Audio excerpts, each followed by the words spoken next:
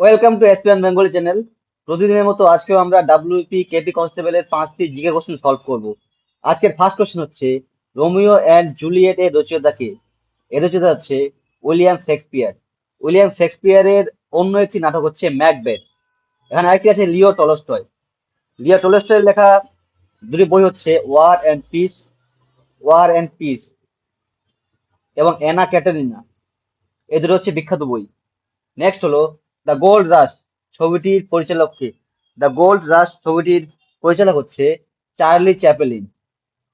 Next হলো the last sufferer চিত্রটির চিত্রকলাটির চিত্রশিল্পী কে? এটি চিত্রশিল্পী হচ্ছে Lionel Leonardo da Vinci. Next হলো এ প্যাসেজ টু ইংল্যান্ড এর রচয়িতা কে? এর রচয়িতা হচ্ছেন নীরদ সি চৌধুরী। এবং এ প্যাসেজ টু ইন্ডিয়া যদি হয় তাহলে হবে ই এম ফোস্টার।